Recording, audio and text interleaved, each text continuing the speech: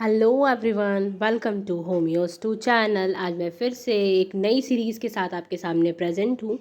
मतलब मैं ऑर्गेनन की एफोरिज्म सीरीज़ के साथ आपके सामने प्रेजेंट हूँ। मैंने सोचा कि मैंने मटेरिया में आपको ड्रग्स पढ़ाया, पर क्यों ना आपको कुछ एफोरिज्म से रिलेटेड भी कुछ चीज़ें बताई जाएँ, है ना। तो मटीरिया में तो मैंने काफ़ी सारे ड्रग कवर कर लिए हैं, तो अब मैंने सोचा कि मैं थोड़ी वीडियोस एफोरिज्म्स पे भी लेके आऊँ, क्योंकि ऑर्गेनन भी बहुत ज़्यादा इंपॉर्टेंट है। सो चलिए देखते हैं। तो आज हम पढ़ने वाले हैं aphorism number 1 and aphorism number 2। Aphorism number 1 क्या है? फिजिशियन का मिशन। एंड एफोरिज्म नंबर 2 क्या है? The highest ideal of cure. और आपको एफोरिज्म नंबर 1 और 2 बिल्कुल लाइन बाय लाइन याद भी होना चाहिए आप, क्योंकि एग्जामिनर मतलब अक्सर आपसे पूछ देता है, मतलब लाइन जो है। तो मेक श्योर कि आपको हर एक लाइन, एक एक वर्ड आपको इन दोनों एफोरिज्म का बिल्कुल अच्छे से याद हो।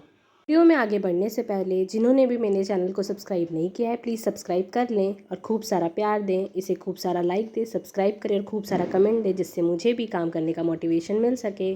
चलिए देखते हैं। तो एफोरिज्म नंबर 1 कहता है, the physicians high and only mission is to restore the sick to health to cure as it is term. So मैं आपको एक एक वर्ड पहले थोड़ा सा आपको बताती हूँ। सबसे पहले है द फिजिशियन। फिजिशियन जो है वर्ड एक फ्यूसिस वर्ड से आया है, जिसका मतलब होता है नेचर। ठीक है। सो नेचर्स के लॉ को जो यूज़ करके हमें हील करता है ना, उसे हम फिजिशियन कहते हैं। और इसके आगे द क्यों लगा है? क्योंकि एक बहुत ही इंपॉर्टेंट रोल ये प्ले कर रहा है। मतलब इसे गॉड का दर्जा दिया गया है, लाइफ सेविंग है ये। मतलब गॉड जैसे, मतलब गॉड हैं, लोगों की लाइफ को सेव करते हैं, क्योर करते हैं, वैसे ही जो फिजिशियन है वो अर्थ पे एक जीता जागता भगवान है, जो कि लोगों की लाइफ को सेव करता है। तो इसके लिए इसके आगे द लगा हुआ है। फिर है the physicians high and only mission. High मतलब बहुत ज़्यादा ज़रूरी, मतलब बहुत ही हाई लेवल का इसका जॉब है। मतलब एक बहुत ही अच्छे लेवल की इसकी जॉब है। ठीक है। मतलब बहुत ही नोबल प्रोफेशन है ये। हाई मतलब नोबल प्रोफेशन है। एंड ओनली मिशन मतलब इसका ओनली मिशन मतलब बस इसका केवल और केवल, मतलब कोई काम जो है इस मतलब इसके लिए कोई भी काम इसके क्योर और हीलिंग से ज़्यादा इम्पॉर्टेंट नहीं है। मतलब ओनली मिशन मतलब केवल और केवल इसका यही काम है। मतलब हीलिंग से ज़्यादा ज़रूरी कोई और काम नहीं हो सकता, हीलिंग से बड़ा कोई मिशन इसके लिए नहीं हो सकता। Is to restore the sick. Restore मतलब वापस से ले आना हेल्दी स्टेट में। ठीक है। Restore the sick to health मतलब सिक मतलब एक ऐसा पर्सन जिसका वाइटल फोर्स क्या है? डिरेंज है। ठीक है। नॉर्मल नहीं है।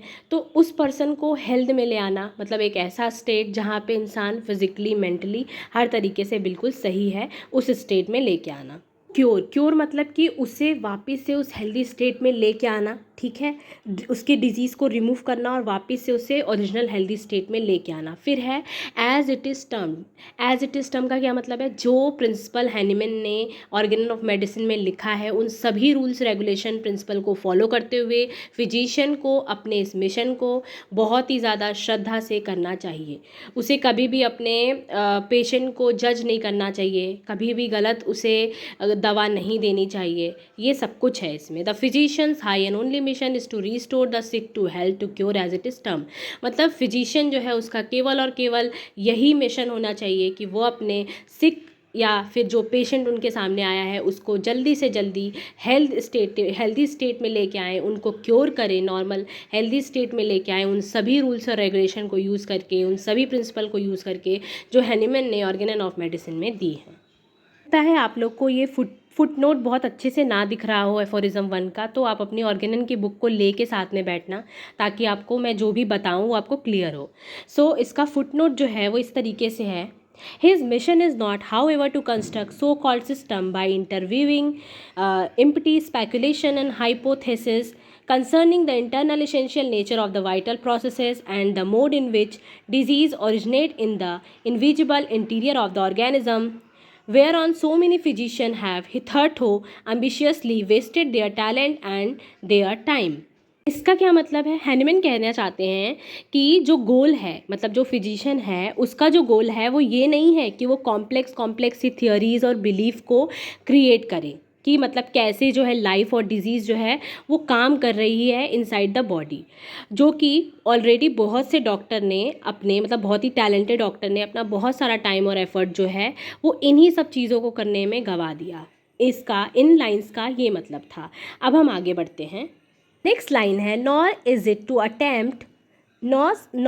it to attempt to give countless explanations regarding the phenomena in disease and their proximate cause which must ever remain concealed। इसका क्या मतलब है, चलिए देखते हैं। इस लाइन में हैनिमैन कहते हैं it is also not the aim to offer endless explanation. मतलब ना तो उनका ये काम है कि वो कॉम्प्लेक्स थियोरी और बिलीफ्स को क्रिएट करे कि कैसे लाइफ और डिजीज़ इनसाइड द बॉडी काम कर रही है, जो कि बहुत लोग ऑलरेडी अपना टाइम इसमें बर्बाद कर चुके हैं। ना ही उनको इस चीज़ में अपना टाइम बर्बाद करना चाहिए कि वो एंडलेस एक्सप्लेनेशन दें कि डिज़ीज़ का सिम्टम क्या है या फिर क्या कॉज है जिसकी वजह से डिज़ीज़ हो रहा है, क्योंकि ये वो चीज़ें हैं जो कि हमेशा हिडन है या फिर ऐसी चीज़ है जिसको अंडरस्टूड करना बिल्कुल भी मुमकिन नहीं है।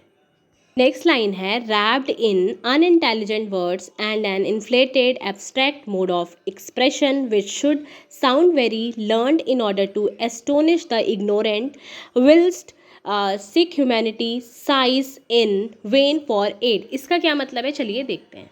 तो बेसिकली इस लाइन में हैनिमैन जो है वो क्रिटिसाइज़ करते हैं कि भैया जो डॉक्टर्स हैं वो बहुत ज़्यादा कंफ्यूजिंग लैंग्वेज को यूज़ करते हैं, काफ़ी ज़्यादा कॉम्प्लेक्स आइडियाज़ को यूज़ करते हैं ताकि वो खुद को बहुत ज़्यादा स्मार्ट और इम्प्रेस कर सके लोगों को, कि मतलब ऐसी चीज़ें हैं जो लोग समझ नहीं पा रहे हैं। जबकि इसकी वजह से पेशेंट की बीमारी तो आप ठीक नहीं कर सकते, है ना। अपने आप को स्मार्ट दिखा करके, अपनी आइडियाज़ को कॉम्प्लेक्स लैंग्वेज में बता करके आप पेशेंट की दिक्कत तो ठीक नहीं कर सकते। पेशेंट तो अभी भी सफ़र कर रहा है और आपको ये सब छोड़ करके बल्कि पेशेंट की जेन्युइन क्योर के बारे में सोचना चाहिए, ना कि अपने आप को स्मार्ट दिखाना या कंफ्यूजिंग लैंग्वेज में कुछ अलग बोल करके आपको ये नहीं करना चाहिए। आगे है of such learned reveries to which the name of theoretic medicine is given and for which special professorships are instituted we have had quite enough। इसका क्या मतलब है? यहाँ हैनिमैन कहते हैं कि ऑलरेडी इनफ समय जो है वो इन एकेडमिक ड्रीम्स जैसे कि थ्योरेटिक मेडिसिन के नाम से, मतलब ऑलरेडी इस चमक धमक में, अपने कॉम्प्लेक्स आइडियाज़ में, मतलब उलूल जुलूल बातों में ऑलरेडी बहुत ज़्यादा टाइम जा चुका है। ठीक है, इसमें बहुत सारा टीचिंग जॉब्स भी मतलब गई हैं। ठीक है, लेकिन ये सब चीज़ें मतलब अलग लैंग्वेज में बोलना, कुछ अलग लोगों को इम्प्रेस करना, इससे कुछ हेल्प नहीं हुआ, कभी भी पेशेंट का कोई भला नहीं हुआ। ठीक है, लाइन है and now it is high time that all who can call themselves physicians should at length cease to deceive suffering mankind with mere talk and begin now instead for once to act that is really to help and to cure.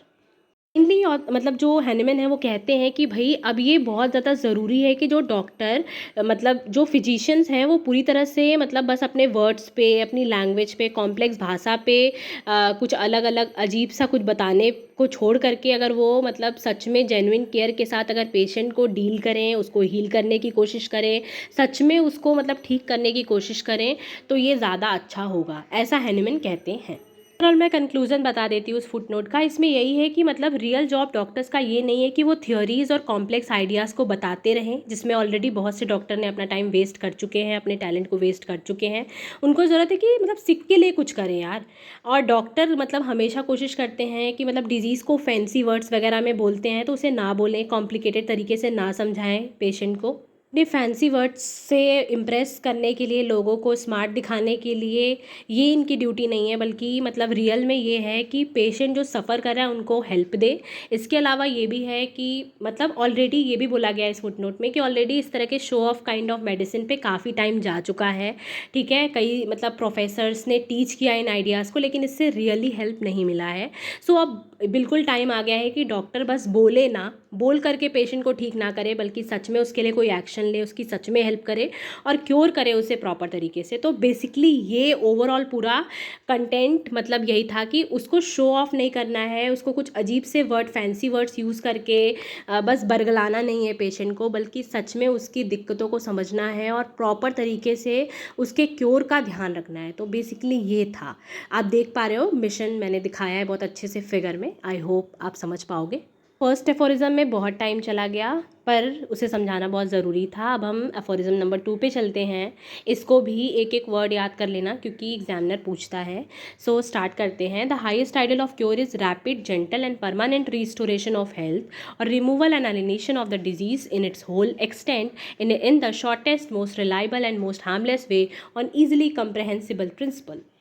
से मैं एक एक word आपको बताती हूँ। The highest ideal, highest मतलब सबसे ज़्यादा परफेक्ट, मतलब जितना परफेक्ट हो सकता है, मोस्ट परफेक्ट। आइडियल मतलब बेस्ट, जितना बेस्ट फॉर्म हो सकता है वो। इसको टुगेदर अगर हम मिलाते हैं तो इसका मतलब है जो सबसे परफेक्ट फॉर्म ऑफ हीलिंग है या क्योर है वो क्या है, कैसे, मतलब क्योर को एक, मतलब सबसे अच्छा क्योर क्या होता है, the most highest ideal of cure, मतलब सबसे अच्छे तरीके का क्योर क्या हो सकता है एक पेशेंट के लिए, सबसे अच्छी हीलिंग, वापस से उसको क्योर मतलब वापस से उसको नॉर्मल हेल्दी स्टेट में लाने का सबसे अच्छा तरीका क्या हो सकता है। क्योर भी बहुत अलग अलग तरह का होता है, ठीक है। सो क्योर अगर आप कर रहे हो तो एज अ फिजिशियन आपका क्योर कैसा होना चाहिए, रैपिड होना चाहिए, यानी जल्द से जल्द आपको पेशेंट को ठीक करने में ध्यान लगाना चाहिए। जेंटल, अब ये नहीं कि आप जल्दी कर रहे हो तो उसके बदौलत आप हार्श मेथड यूज़ करो उस पेशेंट को ठीक करने के लिए, नहीं। आपको बहुत ही जेंटल, मतलब ऐसा तरीका जिसमें पेशेंट को थोड़ा भी हार्म ना हो, इसका आपको ध्यान रखना है। And permanent restoration of the health, यानी कि आपको हेल्थ को उसके बस थोड़े टाइम के लिए ठीक नहीं करना है, कोई सप्रेशन नहीं करना है, ठीक है। एक ऐसा नहीं कि एक हम कुछ ठीक कर रहे हैं दूसरा कोई और डिजीज़ उसको हो जाए, नहीं। हमें पूरी तरह से उसको ठीक करना है, उसके हेल्थ को पूरी तरह से नॉर्मल स्टेट में लेके आना है, उसके वाइटल फोर्स को नॉर्मल हेल्दी स्टेट में लेके आना है। फिर है और removal and annihilation of the disease. Removal और एनिहिलेशन का एक ही मतलब है, का मतलब है डिजीज़ को मतलब बिल्कुल ख़त्म करना, कंप्लीट तरीके से डिस्ट्रक्ट करना, ठीक है। In its whole extent, in its whole extent का क्या मतलब है, मतलब डिजीज़ को रूट से ख़त्म करना है, पार्शली ख़त्म नहीं, कुछ भी उसका बच नहीं जाना चाहिए। होल एक्सटेंट यानी पूरे रूट से ख़त्म करना है इन द शॉर्टेस्ट, और ऐसा नहीं कि बहुत टाइम आपको लगाना है, बहुत जल्दी से जल्दी ख़त्म करना है।